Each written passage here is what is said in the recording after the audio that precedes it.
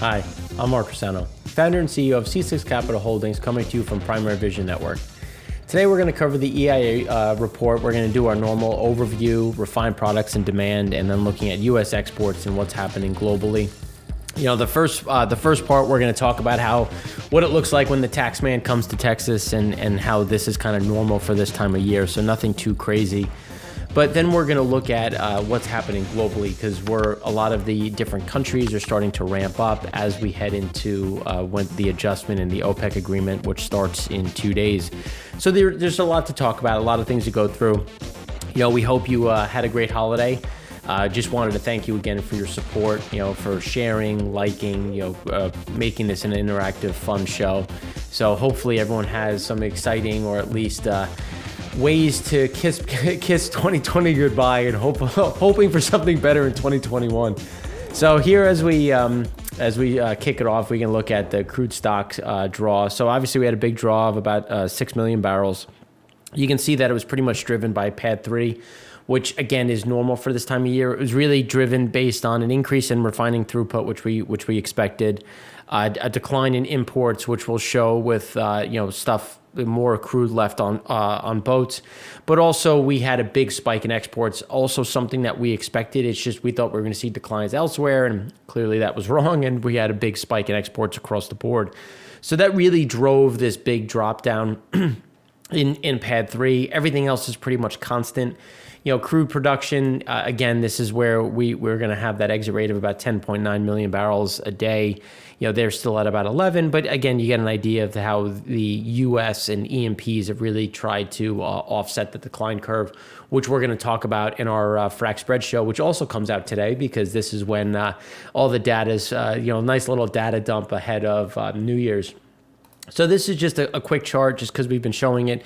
This is including the Strategic Petroleum Reserve. You can see that the extra storage has pretty much dwindled down. So this is really that's what that delta is. So here, there's really not much change to be had when we look at the SPR. But when we look at Cushing, as we said last week, we expected it to just go sideways. It was a small increase of like 25,000 barrels.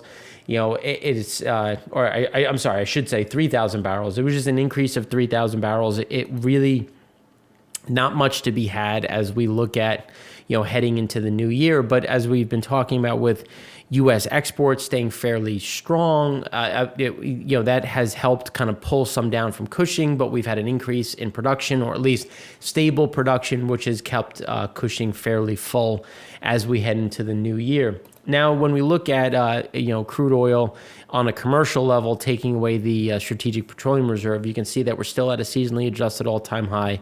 But obviously, we had that big drop down, and it'll be interesting to see where we start off the year.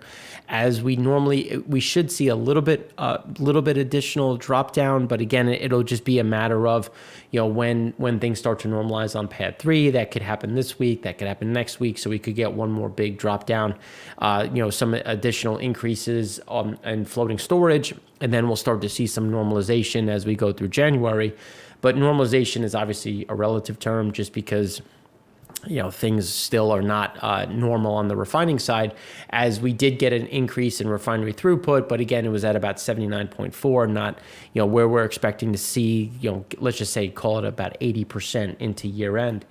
But when we look at PADDIII, you can see this is even with the big drop in inventory, it's still seasonally adjusted all-time high. So we're going to go into January well above where seasonally normal. Now, the problem that we're going to have is as we go into January and obviously February, the weather has gotten a little bit warmer, so that's going to hurt heating oil, and which is inherently diesel at this point. So that's going to be a bigger problem, because we have a lot of distillate, which we'll talk about in our second segment. This is going to become a bigger issue. As we see stuff coming across where some of the physical market, we're starting to see some cuts in crude grades, but we'll cover that more in segment 3. But when we look at PADDIII here, you can see when we get into the end of January, you see that top where we get that big spike, and we normally see an increase in in storage. And you can see from beginning of January till essentially the middle of April, we have an increase in storage. Why? Because we have an increase in a decrease in refinery throughput. We come through and we have some turnarounds, and it's just going to be a very different year because we're coming from such an elevated level. We still don't see normal demand, and that's going to become a bigger problem, which is why we remain concerned within just crude pricing, where that's going to go, and just where the levels will be as we come into a seasonally slow period. So when we look at, specifically when we start looking at different crude grades, and we have to look at imports because that's where we continue to see some of these differences that we're experiencing. And here you can see PADDIII, not too much. PADDIII had a little bit of an increase, not the same type of increase we were expecting, but it was a little bit of a jump. That will start to increase a bit more. PADDIII came down 367,000 barrels, which isn't surprising. Again, trying to avoid those, crude in the tanks. PADDIII had a little bit of an increase, that timing component that we keep talking about.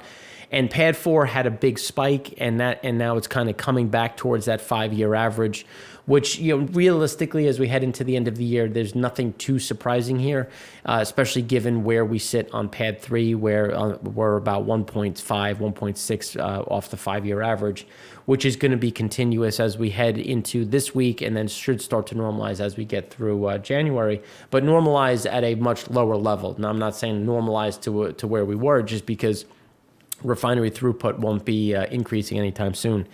So here is the increase we had. We essentially took back the slowdown that we expected. We were up about 1.4%, so we're back to 79.4% overall. You can see the biggest increase was in PADDIII. PADDIII, we had small increases across the board, but PADDIII had the biggest. PADDIII will see another step up as we come into the end of this week and into next week. So that's where we get confidence that we're going to have that exit rate at about 80%, which is still going to be about 15% off of normal, to give you an idea on what that means for crude throughput, where we're only going to have, let's call it about 14.5 million barrels a day of throughput, which will be about 2.5 to about, off the 5-year average, which will be, that inherent issue when we look at oil demand and there's oil in the market as we have more supply coming on starting in January with the adjustment in the OPEC agreement. Implied demand had a little bit of a bump of about 227,000 barrels, but again, we have to break that into its pieces. So gasoline, not a big surprise to see a little bit of a residual pop, about 106,000 barrels. That's something that will start to wane as the supply chain refills itself, and we have some data points from Descartes, from GasBuddy, and just kind of what we're seeing overall. Distillate had a normal drop of 580,000 barrels a day. We normally see a reduction at this time of year, but distillate demand still remains strong, and we'll go through not only trucking but also rail to kind of show why that's the case. Jet fuel pretty much stable to flat. That's something that's going to slow down as we come out of the holiday spike. And then propane is the one that saw a nice big pop of about 463,000 barrels.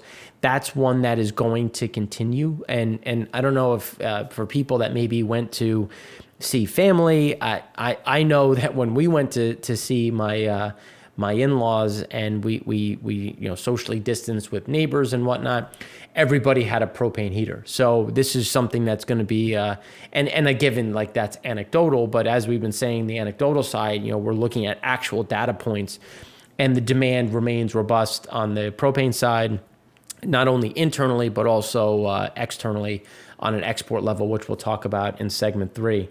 When we look at floating storage, as we talked about, we were going to kind of fall back within the cloud.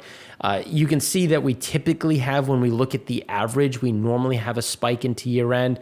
Again, this is as the PADDIII, specifically Texas, tries to manage what's in the storage. A little bit more stays offshore. So there's really nothing to point to that's really crazy. It's just we're going to see an additional increase. But again, we're still going to be well off that 4-year average as we head into year end.